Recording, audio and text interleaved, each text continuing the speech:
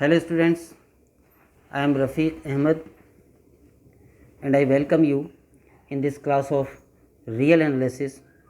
In last video, we have proved that capital Q, that is set of all rational numbers, is countable. और इससे पहले हमने prove किया था कि होल नंबर्स का सेट W एंड सभी पूर्णांकों का समुच्चय Z काउंटेबल होते हैं। आज हम इस वीडियो में n क्रॉस n को काउंटेबल प्रूव कर रहे हैं। तो n क्रॉस n कैसे काउंटेबल होगा? एक बार तो हम n क्रॉस n को समझने का प्रयास करें कि ये समुच्चय कैसा होता है। जैसा कि आप जानते हैं कि दो समुच्चयों के कार्टेशियन प्रोडक्ट की क्या डेफिनेशन होती है। n क्रॉस n हो जाएगा set of ordered pairs a b such that a and b belong to capital N, यानी कैपिटल N के अवयवों से बनने वाले सभी क्रमित युग्मों का समुच्चय होगा n क्रॉस n। अगर हम उदाहरण के तौर पर n क्रॉस n में कोई अवयव देखना चाहें तो n क्रॉस n में अवयव होंगे जैसे 1 1 1 2, ordered pair 1 3 and so on, यानी वो सारे ऑर्डर्ड पेयर्स जिनका फर्स्ट कंपोनेंट 1 और सेकंड कंपोनेंट कोई भी नेचुरल नंबर। उसके बाद 2 1 2 2 2 3 एंड सो ऑन, यानी जिनका फर्स्ट कंपोनेंट 2 है। उसके बाद 3 1 3 2 3 3 and so on and so on. तो इस तरह के इसमें ऑर्डर्ड पेयर्स होते हैं। हम इसको इनफाइनाइट बाय इनफाइनाइट की टेबल में भी जमा सकते हैं। n क्रॉस n के ये सारे अवयव हैं। अब n क्रॉस n को काउंटेबल प्रूव करने के लिए हम एक फंक्शन f डिफाइन करेंगे n क्रॉस n से कैपिटल N में। फिर हम ये देखने का प्रयास करेंगे कि ये फंक्शन एक एक ही है या नहीं और आच्छादक है या नहीं। अगर ये एक एक ही आच्छादक हो जाता है तो n क्रॉस n n के तुल्य हो जाएगा, और जो भी n के तुल्य हो जाता है वो काउंटेबल हो जाता है। तो इस प्रोसेस से हम n क्रॉस n को यहाँ पर काउंटेबल प्रूव कर रहे हैं। इसके लिए हम एक फंक्शन जो डिफाइन कर रहे हैं वो कैसे कर रहे हैं? फंक्शन डिफाइन करने का मतलब ये है कि हमें ये बताना होगा कि n क्रॉस n के हर एलिमेंट की इमेज कैपिटल N का कौन सा अवयव आएगा। तो n क्रॉस n का अवयव ऑर्डर्ड पेयर होता है। तो मान लो ऑर्डर्ड पेयर ए बी है, n क्रॉस n का कोई अवयव, तब ये ए और बी नेचुरल नंबर होंगे। तो इसकी फंक्शन f के अंतर्गत इमेज क्या लें? तो वो हम ले रहे हैं 2 की पावर a इंटू 3 की पावर b। ये फंक्शन की हम डेफिनेशन दे दें। For example n cross n का अवयव है ये 2 1, तो f के अंतर्गत ऑर्डर्ड पेयर 2 1 की इमेज क्या आएगी? इस डेफिनेशन से 2 की पावर 2 इंटू 3 की पावर 1, यानी 12। और ये 12 किसका एलिमेंट है? n का। इसी तरह से और जैसे फंक्शन f के अंतर्गत हम ले कि 4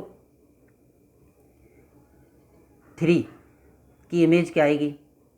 तो परिभाषा अनुसार आएगी 2 की पावर 4 एंड 3 की पावर 3, ये 16 होता है और ये 27 होता है। और इसको हम मल्टीप्लाई कर देंगे तो 432 आ जाएगा। ये n का अवयव है। इस तरह से n क्रॉस n के हर अवयव की इस फंक्शन के अंतर्गत इमेज कैपिटल N का कोई ना कोई अवयव आएगा। तो ये तो हमने फंक्शन डिफाइन कर दिया। अब हम ये देखना चाह रहे हैं कि ये फंक्शन एक एक ही है या नहीं। 1 1 एक एक ही, या 1 1 1 1 कहते हैं इसको, और इंजेक्शन भी कहते हैं।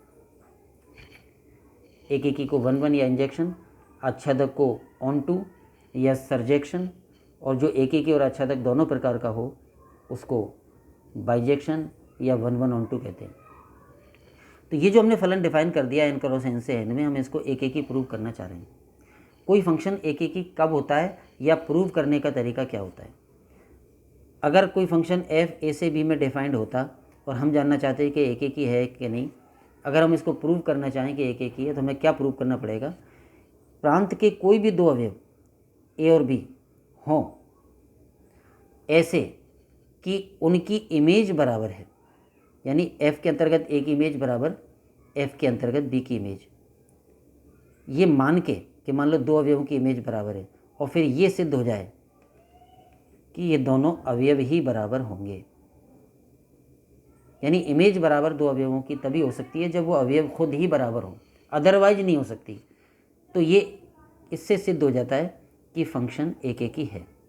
यानी ये एक एक ही प्रूव करने का तरीका होता है, प्रांत के कोई भी दो अवयवों की इमेज बराबर मान के और ये प्रूव कर दें कि वो दोनों अवयव बराबर ही थे, तो उससे प्रूव हो जाता है कि फंक्शन एक एक ही है। या अगर ऐसे कर सकते हैं कि प्रांत के दो अवयव ले लो जो भिन्न भिन्न हैं या बराबर नहीं है, और फिर ये प्रूव कर दें कि उनकी इमेज भी बराबर नहीं है।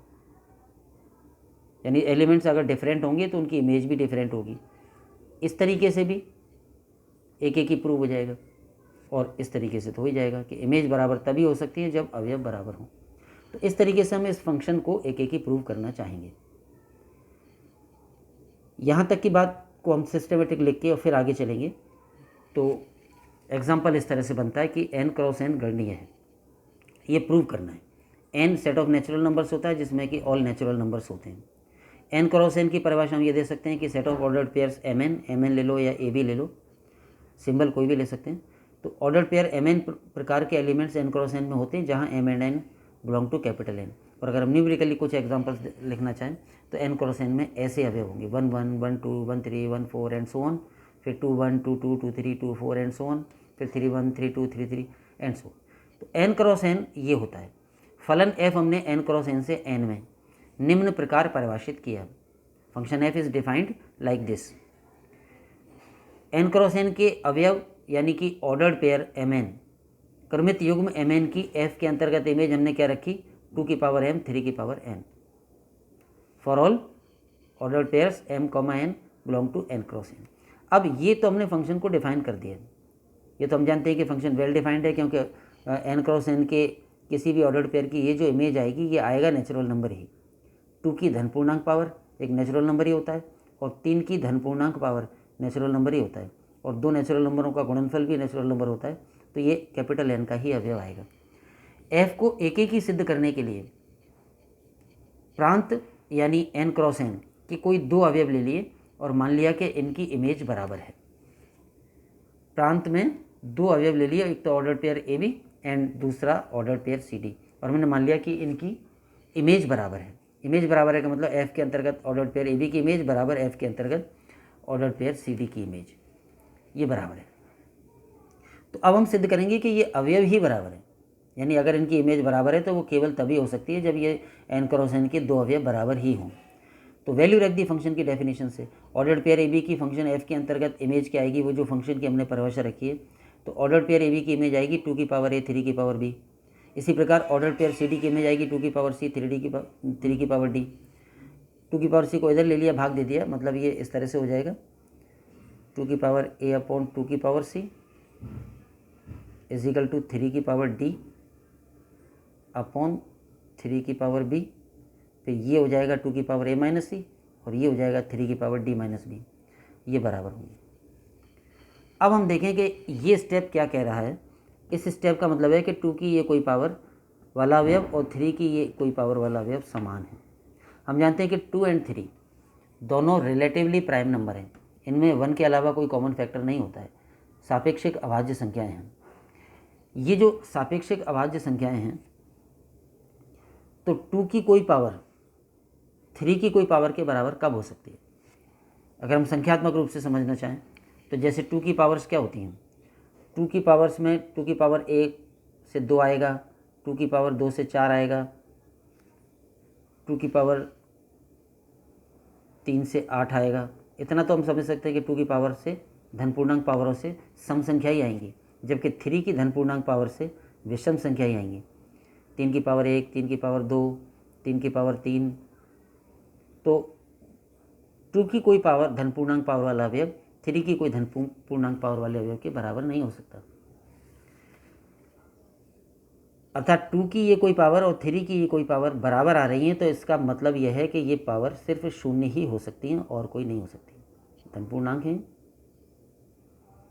बराबर पॉजिटिव पावर या नेगेटिव पावर 2 की कोई भी हो, यानी 2 की कोई भी पॉजिटिव या नेगेटिव पावर 3 की कोई भी पॉजिटिव नेगेटिव पावर के बराबर नहीं हो सकती। अगर ये बराबर आ रहे हैं तो इसका सीधा सा मतलब है कि ये पावर 0 ही होगी, क्योंकि 0 होने पर तो बराबर आ ही जाएगा। 2 की पावर 0 इजिकल टू 3 की पावर 0 होता है, क्योंकि दोनों की वैल्यू 1 होती है। तो दोबारा से बोलूँ, 2 की कोई भी नॉन ज़ीरो पावर और 3 की कोई भी नॉन ज़ीरो पावर से प्राप्त एलिमेंट्स कभी भी इक्वल नहीं होते हैं, क्योंकि 2 और 3 सापेक्षिक अभाज्य संख्याएं हैं। इसलिए हमने यहाँ पे ये फंक्शन की परिभाषा में 2 और 3 लिया था। 2 और 3 आवश्यक नहीं था, और भी कोई ले सकते थे। हम यहाँ पर फंक्शन की परिभाषा में जैसे 4 और 5 ले सकते थे। फंक्शन की परिभाषा में ऐसे फंक्शन की परिभाषा में ऐसे दे सकते थे कि ऑर्डर पेयर m और n की इमेज 4 की पावर m 5 की पावर n ले सकते थे, तो भी हो जाता। तो सिंपलेस्ट ले लिया हमने, 2 अभाज्य संख्याएं लेनी थी तो 2 और 3 ले ली। तो अब ये दोनों बराबर तभी होंगे जब ये पावर शून्य हो।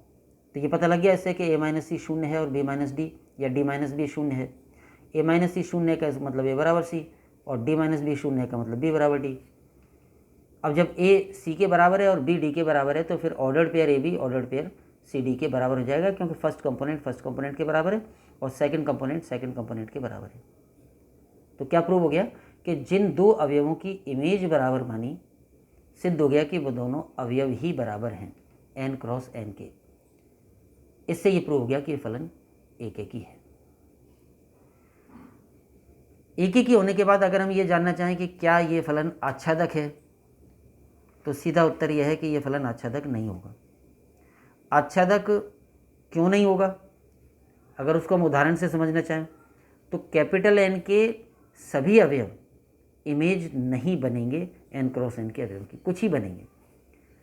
जैसे कैपिटल N का हमने यहाँ पर अवयव लिया 12, तो 12 तो इमेज है ऑर्डर पेयर 2 1 की, लेकिन 432 लिया तो 432 भी इमेज है ऑर्डर पेयर 4 3 की, लेकिन कैपिटल N का हर कोई अवयव नहीं होगा। जैसे मान लो मैं चाहूँ कि 7 कैपिटल N का अवयव है, तो क्या 7 किसी ऑर्डर पेयर की इमेज होगी?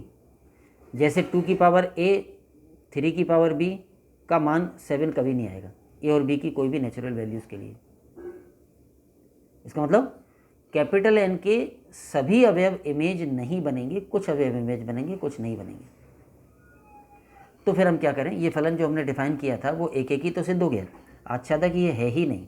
और जब है नहीं तो प्रूव करने का प्रयास ही करने की ज़रूरत नहीं है। तो उसका फिर हमने क्या किया कि इस फंक्शन का संकुचन या कॉन्ट्रैक्शन, एक नया फंक्शन f डैश डिफाइन कर दिया। ये जो फंक्शन f है इसका परिसर ले लें। परिसर हम जानते हैं कि क्या होता है? इमेजों का समुच्चय। जितने अवयव इमेज बनते हैं कैपिटल N के, उनका समुच्चय। फलन f का परिसर n डैश है, और n डैश का मतलब क्या हो जाएगा? जितनी इमेज बनती है n क्रॉस n के अवयवों की, जो कैपिटल N में जितनी इमेज आएंगी उन इमेजों का सेट, प्रतिबिंबों का समुच्चय, यानी 2 की पावर a 3 की पावर b प्रकार के हर अवयव का समुच्चय, जहाँ a and b belong to capital N। जैसे ये n क्रॉस n है और ये कैपिटल N है। n क्रॉस n के सभी अवयवों की जब कैपिटल N में इमेज देखेंगे तो इमेज केवल कैपिटल N के कुछ ही अवयव इमेज बनेंगे, सभी नहीं बनेंगे। तो पूरा कैपिटल N तो इस फलन f का क्या हो गया? Domain. n cross n domain हो जाएगा, कैपिटल N इसका कोडोमेन या सह प्रांत कहलाएगा, और कैपिटल N के जो जो अवयव इमेज बनते हैं वो कहलाएंगे, उनका समुच्चय कहलाएगा परिसर। उसको हमने नाम दे दिया है n डैश। तो n डैश की परिभाषा हो जाएगी इमेजों का समुच्चय, और ये n डैश जाहिर है कि कैपिटल N का सबसेट तो होगा ही। अब हम फंक्शन f का संकुचन यानी एक नया फलन f डैश डिफाइन करें, जिसमें हम केवल इतना सा चेंज कर रहे हैं कि जो सहप्रांत कैपिटल N था उसकी बजाय सहप्रांत या कोडोमेन n डैश ही रख दें। तो f का संकुचन फलन या contraction function f dash define कर दिया n क्रॉस n से n डैश में। पहले n में किया था f, यानी f तो था n क्रॉस n से n में, और अब यह है n क्रॉस n से n डैश में। फंक्शन की डेफिनेशन वही रखेंगे, यानी एफ के अंतर्गत जो ऑर्डर्ड पेयर ए बी की इमेज आती थी वही एफ डैश के अंतर्गत भी उस ऑर्डर्ड पेयर ए बी की इमेज वही आएगी। तो केवल सैप्रांत छोटा कर दिया है, सैप्रांत इतना छोटा कर दिया ताकि ये फलन आच्छादक हो जाए। जब सैप्रांत छोटा कर देंगे, परिसर को ही सैप्रांत बना देंगे, तो फिर ये फलन जो कि n क्रॉस n से n में तो केवल एक ही था, आच्छादक नहीं था, n क्रॉस n से n डैश में जब इसको डिफाइन कर दिया तो ये एक ही के साथ साथ आच्छादक भी हो जाएगा। अब क्योंकि ये फलन एक ही आच्छादक हो गया,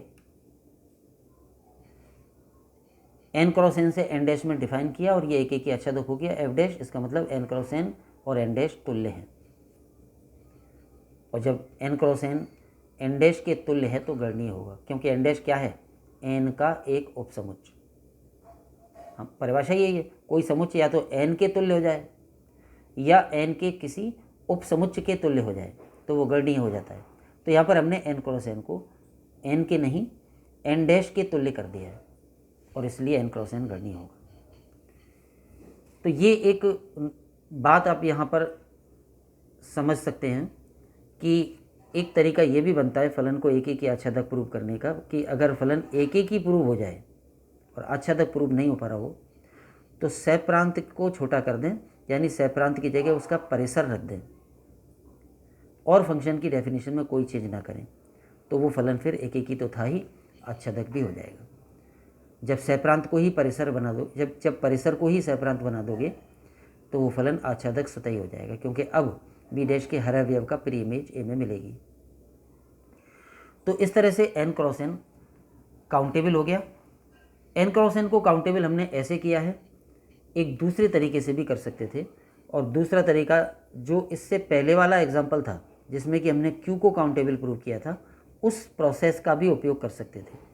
जैसे a1 सेट हम डिफाइन कर लेते और a1 सेट में हम केवल वो ऑर्डर्ड पेयर लेते जिनका फर्स्ट कंपोनेंट 1 है, 1 2 1 1 1 2 1 3 एंड सो ऑन। फिर a2 ले लेते, a2 एक सेट डिफाइन हो जाता जिसमें वो ऑर्डर्ड पेयर आते जिनका फर्स्ट कंपोनेंट 2 है, 2 1 2 2 2 3 एंड सो ऑन। इसी तरह से सेट डिफाइन करते जाते। तो ये जो सारे सेट्स हैं ये अपने आप में काउंटेबल हो जाते। पहले तो f से, जैसे n से a1 में आसानी से एक बाइजेक्शन फंक्शन डिफाइन हो जाता, एक एक आच्छादक फलन, और वो ये डिफाइंड होता है कि f1 फंक्शन के अंतर्गत n के किसी अवयव स्मॉल n की इमेज क्या आ जाएगी, फर्स्ट कंपोनेंट तो 1 और सेकंड कंपोनेंट n। एक एक का एक एक से संबंध हो जाता है और ये एक एक आच्छादक हो जाता है और उससे a1 काउंटेबल हो जाता है। इसी प्रकार a2 काउंटेबल हो जाता है, इसी प्रकार a3 काउंटेबल हो जाता है। और इन a1 a2 a3 का यूनियन, यानी union of all n is equal to 1 to infinity, यही n क्रॉस n हो जाता है।